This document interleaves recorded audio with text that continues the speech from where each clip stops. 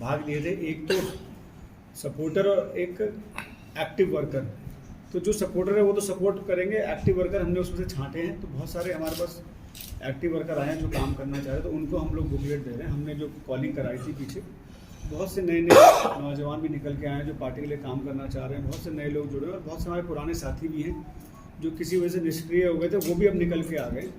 तो हमने सातों संभाग में 7 संभाग कोऑर्डिनेटर लगाए हैं, उनके नीचे हमने 25 लोकसभा कोऑर्डिनेटर लगाए हैं और प्रत्येक विधानसभा में जो हमारी मीटिंग 4-4 हुई थी, जिन्होंने बहुत एक्टिव से काम किया, उन चारों को हमने कोऑर्डिनेटर लगाया और उनके नीचे जो बुकलेट में हमारे पास नंबर्स आए हैं उनको हमने उनके साथ जोड़ के सबको साथ मिला के इस बुकलेट को बांटा है। और इसकी रिपोर्टिंग जो है लोकसभा वाला विधानसभा से लेंगे और संभाग वाले लोकसभा से लेंगे, और हम लोग जो हमारी जयपुर में जो दफ्तर है वो लोग हम लोग संभाग प्रभारियों से डाटा को लेंगे। पार्टी की मेंबरशिप का क्या? ये आप इसको बुकलेट को वॉलंटियर मैपिंग भी कर सकते हो। इसमें हमने एक शीट मेंबरशिप के लिए भी दे रखी है, अगर कोई मेंबर बनना चाहता है तो इसमें साथ साथ जुड़ता जाएगा। पर हमारा मेंबर जोड़ने का मकसद ये है कि साथ साथ हम उस मेंबर को मैप भी कर लें कि वो सिर्फ सपोर्टर बन के रहना चाहता है या काम भी करना चाहता है।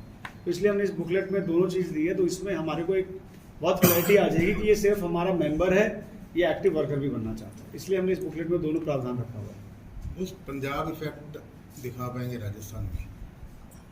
क्या लगता है चुनाव है साल बाद? देखिए, आज निश्चित तौर पे दिल्ली का जो हमारा मॉडल है, दिल्ली में हमने जो काम किया है उसका पंजाब के लोगों ने उस पर विश्वास करके काम किया और मात्र 3 महीने के अंदर जो हमारा वादा था हमने उसको पूरा किया। 300 यूनिट बिजली मुफ्त दी, 2500 एकड़ जगह जो लोगों ने कब्जा कर रखा था वो हमने छुड़वाया। जो बजट भ्रष्टाचार की भेंट चढ़ जाता था, 3 महीने पहले तक पंजाब का बजट 15,000 करोड़ था, उसको जो रेवेन्यू है 15,000 करोड़ था, वो 3 महीने में वो 21,000 करोड़ हो गया। तो आज लोगों को विश्वास है। पंजाब का मध्य प्रदेश में आप देखिए हमारा एक मेयर जीता है, गोवा में हमारे 2 MLA हैं, गुजरात में हमारी पार्टी बड़ी मजबूती से काम कर रही है। एक आम आदमी पार्टी ऐसी पार्टी जो सड़क पे गुजरात में दिख रही है और बीजेपी से लोहा ले रही है, और हमारा कार्यकर्ता और वहाँ जो काउंसलर है वो बीजेपी वालों से भी लड़ रहा है और वहाँ के प्रशासन से भी लड़ रहा है। तो आज पूरे देश में आम आदमी पार्टी ऐसी पार्टी है जो एक विपक्ष का चेहरा बन के उभरी है, और इसमें दो राय नहीं है। अरविंद केजरीवाल जी पे आज लोगों का भरोसा बढ़ा है और आज लोगों को विश्वास है कि ईमानदार और भ्रष्टाचार मुक्त शासन अगर कोई दे सकता है तो अरविंद केजरीवाल जी दे सकते हैं। सर, एक सवाल है, कभी मुफ्त की बातें केजरीवाल जी मना करते थे, मैं ये नहीं लूंगा, लेकिन आज पार्टी खुद प्रचार करती है हम मुफ्त पे ये देंगे, हम मुफ्त पे ये देंगे, हम मुफ्त पे बिजली देंगे, मुफ्त पे पानी देंगे, दवाइयाँ देंगे, हम मुफ्त पे ये और बहुत कुछ देंगे। तो मुफ्त की ये कब तक चलेगी सर? राजस्थान में भी क्या यही आप अभी इसमें सुप्रीम कोर्ट का भी आदेश आया है। देखिए, ये मुफ्त की रेवड़ी जो है, आज भारतीय जनता पार्टी का आम आदमी पार्टी डरने लगा जब उसने देखा ED CBI के माध्यम से जब हमारा कोई मंत्री MLA नहीं फंस रहा, तो मुफ्त की रेवड़ी की बात कर रहे हैं। मैं पूछना चाहता हूँ बीजेपी के लोगों से, जिन्होंने अपने कॉर्पोरेट घराने के दोस्तों का 11 लाख करोड़ का जो लोन माफ़ किया, क्या वो रेवड़ी नहीं है? हम तो कहते हैं कि जनता का टैक्स का पैसा है, जो पैसा भ्रष्टाचार की भेंट चढ़ता था, अगर अच्छे स्कूल बना के, अगर सरकारी अच्छे स्कूल बना के अगर वहाँ बच्चों को मुफ्त में पढ़ाया जाए, मुफ्त में किताबें दी जाए, तो क्या ये खराब है? अगर अच्छा अस्पताल बना के, सरकारी बढ़िया अस्पताल बना के अगर वहाँ मुफ्त इलाज किया जाए, मुफ्त अगर दवाई दी जाए, तो क्या ये खराब है? क्या आज इस महंगाई में, जहाँ एक और पेट्रोल, डीजल, LPG, सब्जी, सब चीज़ महंगी हो गई, इन्फ्लेशन बढ़ गया, लोन भी, अब तो आपने देखा होगा 2 दिन पहले लोन भी महंगा हो गया। अगर इस महंगाई में जो आपका पैसा, टैक्स का पैसा जो नेताओं के पास जाता था, उनको भी तो मुफ्त सुविधा मिलती थी, अगर वो पैसा वापस भ्रष्टाचार की भेंट न चढ़े, अगर आपके पास वापस आ जाए, महिलाओं को अगर मुफ्त यात्रा मिलके या बिजली का अगर माफ़ होकर अगर आपके घर में 5-7 हज़ार 10,000 रुपये की अगर बचत कोई सरकार करा दे, तो ये मुफ्त की रेवड़ी नहीं, ये तो मदद है। मुफ्त की रेवड़ी तो ये है कि मेहुल चोकसी 11,000 करोड़ लेके बैठे हैं, उसको कोई बात नहीं कर रहा है। नीरव मोदी देश का 13,000 करोड़ रुपये लेके भागा हुआ है, उसको कोई बात नहीं कर रहा है। अपने कॉर्पोरेट घराने के दोस्तों का 11 लाख करोड़ का लोन अभी NPA घोषित करके उसको जो है इन्होंने माफ़ कर दिया। क्यों इसकी वसूली करते? एक गरीब किसान बेचारा जो किसानी करता है, वो अगर बैंक से लोन ले लेता है और उसका अगर धान फसल नहीं उग पाती है, अगर नहीं बिकती है, तो उसके पीछे तो सरकार पड़ जाती है, उसको तो आत्महत्या में मजबूर कर देती है।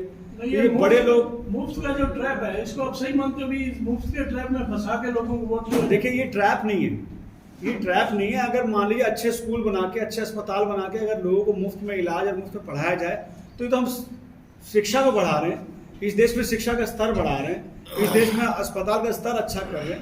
ये तो मुफ्त की रेवड़ी है, ये तो बीजेपी के लोगों को डर लग रहा है आम आदमी पार्टी से।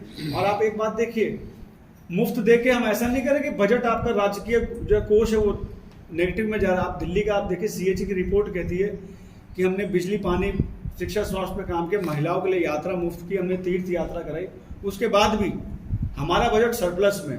तो सिर्फ ये नेक नियत और ईमानदारी से हो सकता है। और ये रेवड़ी अगर लोग कहते हैं, भाजपा लोग रेवड़ी लगता है तो उनको लगता है, लेकिन हम इसके साथ हैं और हमारी सरकार आएगी, हम निश्चित तौर पे अच्छे अस्पताल बनाएंगे, अच्छे स्कूल बनाएंगे, बिजली मुफ्त मिल सके उन्हें। और भाजपा वाले अगर आप रेवड़ी की बात कर रहे हैं तो इससे पहले चुनाव में उत्तराखंड में भी भाजपा ने प्रॉमिस किया था, कर्नाटका में भी ये प्रॉमिस किया था, हिमाचल प्रदेश में इनकी सरकार जो है विधानसभा में लेके आई, राजस्थान में आपकी जो है कांग्रेस की सरकार 50 यूनिट की बात जो है लेके आई।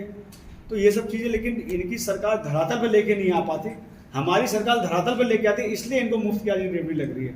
आज मिड डे मील अगर बच्चों को मिल रहा है तो ये मिलना चाहिए भाई। गरीब के बच्चे स्कूल में जा रहे हैं, उसको मिड डे मील मिल रहा है तो क्या खराबी है इसमें? ये सब तो मिलना चाहिए, उनका पैसा है, उनका टैक्स का पैसा है, कुछ चंद घरानों में बांटने तो अच्छा है वो गरीबों को मिल जाए।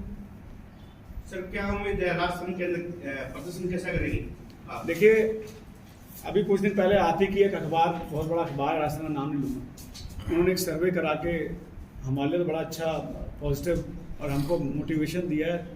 हमें तो लग रहा है कि राजस्थान में 1978 के बाद दोनों कांग्रेस और बीजेपी मिलकर सरकार बना रहे हैं। दोनों पार्टी के जो अभी सर्वोच्च नेता हैं, दोनों ने मिलकर ना अपनी पार्टी से किसी नेता को भरने दिया, न तीसरी पार्टी को यहाँ भरने दिया। लेकिन आम आदमी पार्टी ऐसी पार्टी है जो इन दोनों पार्टी का तिलस्म तोड़ेगी और राजस्थान सरकार बनाएगी। पार्टी कैंडिडेट के लिए क्या क्राइटेरिया रहेगा सर?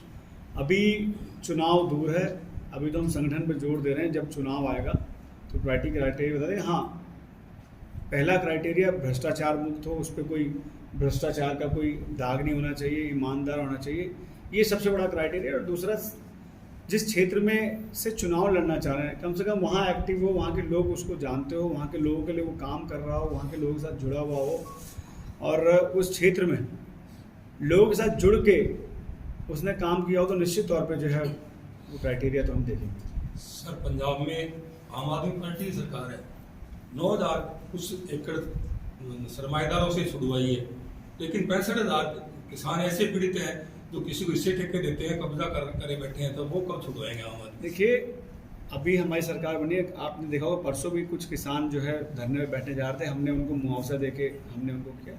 हम इसके लिए बहुत सीरियस हैं और ये 70 साल 75 साल का जो बीमारियां हैं वो 3 महीने में ठीक नहीं हुआ करती।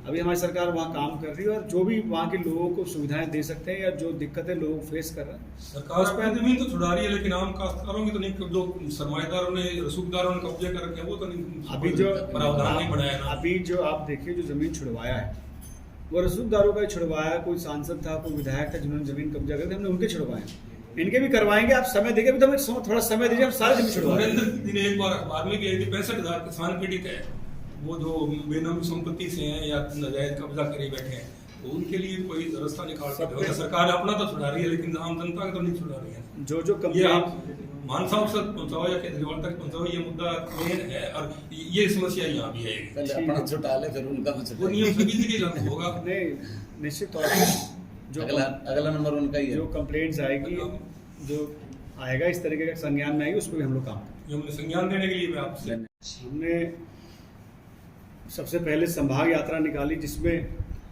7 संभाग की यात्रा की और 15 जिले लगभग उस समय कवर किए थे। तो उसमें हमने 5200 के करीब 5500 के करीब वॉलंटियर मैप किए थे। उसके बाद हमने प्रत्येक विधानसभा में, हर विधानसभा में 4-4 मीटिंग की, 800 मीटिंग लगभग की का टारगेट रखा था, लेकिन हम लोग उसमें 600 हम लोग मीटिंग कर पाए।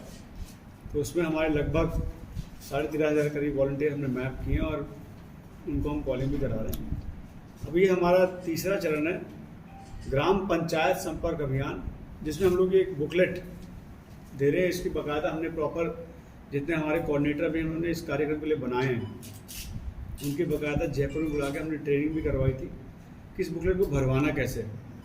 तो अभी इस बुकलेट को हम दे के जा रहे हैं। ये ग्राम पंचायत, प्रत्येक पंचायत पे जितने राजस्थान में पंचायत हैं और वार्ड हैं, सभी पे ये बुकलेट हमारी जा रही है और इसमें हम प्रॉपर मैपिंग करा के जो उस ग्राम पंचायत का वॉलंटियर मैपिंग भी है, वहाँ के एक्टिव लोगों की मैपिंग भी है, चाहे वो धार्मिक हो, राजनीतिक हो, सामाजिक हो, जातीय संस्थाएं हों, वो साथ साथ जो उस वार्ड में जो सरपंच हैं या जो हारे हुए हैं सबके एक प्रॉपर मैपिंग करा के एक ही हमारे पास पूरी राजस्थान का जब पंचायत का डाटा आ जाएगा तो उसके बाद हम जो हमारा चौथा चरण है वो ग्राम संपर्क अभियान शुरू करेंगे। तो अभी आज हम जो बीकानेर संभाग में आए हैं, कल हमने श्री गंगानगर में कार्यक्रम किया, वहाँ हमने बुकलेट बांटी। इससे पहले मैं खुद अजमेर गया था, अजमेर में हमने किताब बांटी। वहाँ से मैं नागौर गया था, नागौर में एक बार दूदू विधानसभा भी गया। तो हमने ये जगह जगह अपने वॉलंटियर से मिलकर किताब बांट रहे हैं। तो हम हनुमानगढ़ भी आए, यहाँ बांट के जा रहे हैं और इससे संगठन हमारा मजबूत हो। और हमारा टारगेट सिर्फ 200 विधानसभा लड़ना नहीं है, हमारा टारगेट राजस्थान में जो लगभग 50,000 गाँव हैं, हर 50,000 गाँव में संगठन खड़ा करके हर 50,000 गाँव में हम लोग चुनाव लड़ेंगे, तब हमारा जो है यहाँ चुनाव पूरा हो पाएगा। तो हमारा टारगेट पूरा संगठन खड़ा करने का है। और राजनीतिक वास्तुस्थिति आप लोग देख ही रहे हैं, ना यहाँ आदमी सेफ है ना जानवर सेफ है। महिलाओं के लिए तो ये प्रदेश मुझे लगता है कि बहुत अत्याचार बढ़ गया है महिलाओं पे। और इससे बड़ी बात क्या होगी, ऐसी अव्यवस्था फैल गई है जहाँ जो सरपंच हैं वो जयपुर में धरने में बैठे हुए हैं, लंपी की वजह से गायें सड़कों पे पड़ी हुई हैं, कोरोना केस बढ़ रहा है। लेकिन जो सरकार है, सरकार जो है स्वामी भक्ति में लगी हुई है। साधु संत भी सेफ नहीं है। दूसरी पार्टी के विधायक के कारण साधु जो है आत्महत्या कर लेते हैं, लेकिन पुलिस सुन नहीं रही है। और संत समाज उस आत्महत्या का जो सुसाइड नोट है वो मांग रही है, उन नोट उनको नहीं दे। तो कहीं ना कहीं इसमें दोनों सरकारों को जब मिली भगत, और मैं तो हमेशा कहता रहा हूँ कि यहाँ पे कांग्रेस और बीजेपी दोनों मिलके फ्रेंडली मैच खेल रहे हैं, फ्रेंडली क्रिकेट मैच खेल रहे हैं। 5 साल तुम 5 साल हम, इस तरीके से हो रहा है। और आज जनता के मुद्दों से किसी भी पार्टी का सरोकार नहीं है। और दोनों पार्टी मिलकर राजस्थान की जनता को बेवकूफ़ बना रही है, यहाँ की जनता के पैसों को लूट रही है और अपना अपना जो है पार्टी और अपने स्वामी भक्ति में लगी हुई है। जनता से कोई सरोकार नहीं है। तो आज हम इस बुकलेट को बांट के जाएंगे। बाकी आपको कोई सवाल हो तो आप बताएं।